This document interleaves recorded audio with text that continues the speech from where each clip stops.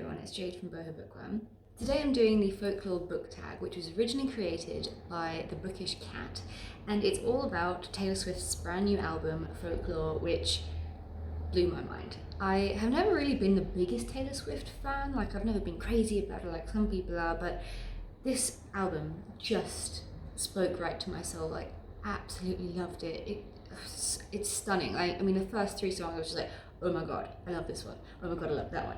You know, like how normally there's 1 or 2 on an album that you're just like, yes, this song is for me. So many of these songs are just that incredible. I think my favourite from the entire album though has to be Exile featuring Bon Iver. Oh, it just kills me.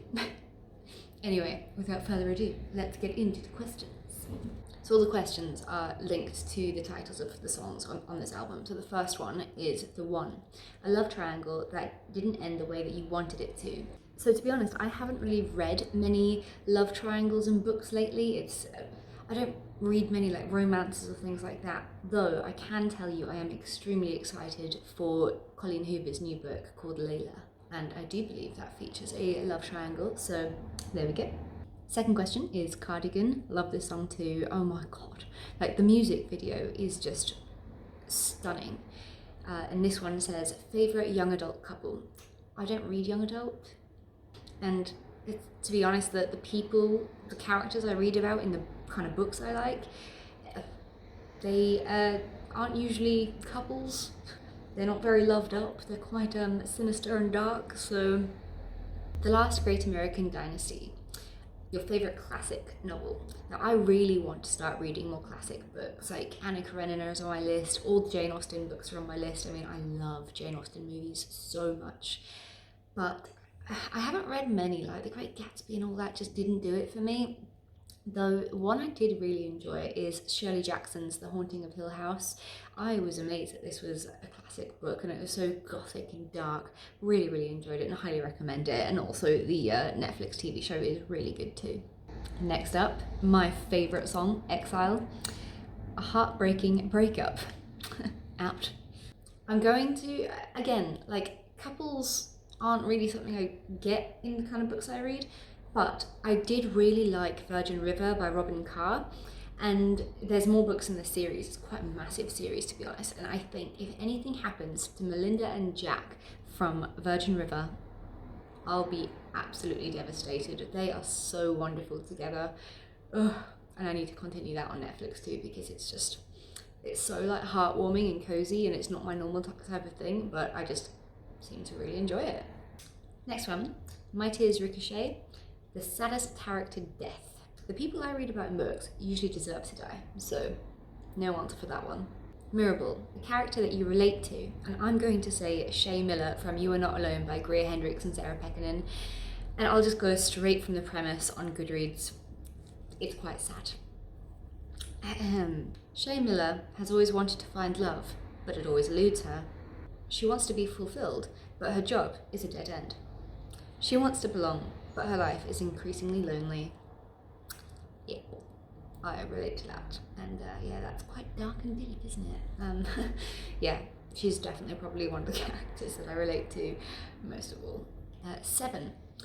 Fave middle grade novel. I don't read middle grade. August. A doomed relationship you can't help but root for. Once again, there aren't really many relationships I read about, but there aren't really many relationships I read about that are worth rooting for. Though, a book that I have on my TBR that I'm definitely going to read, maybe even later this month, is One to Watch by Kate Stayman London. And this is all kind of based around The Bachelor and this plus-sized girl that approaches the show and the producers and says like, oh, why don't you have like plus-sized girls on the show? And then they were like, well, why don't you be a leading lady then? And so I'm quite excited to get into that as a massive fan of The Bachelor and all those kind of TV shows. So yeah, looking forward to it, and obviously there'll be more than one love interest during her time on the show, so we'll see. I'll see which of the men tickles my fancy. This Is Me Trying, a popular book that you didn't like but tried hard to. And I'm gonna have to say Voyager by Diana Gabaldon, Outlander just blew my mind. It's such a fantastic book.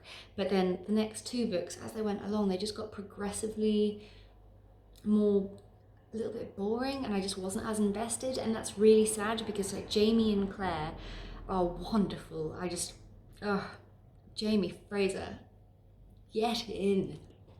Illicit affairs, fave romance trope.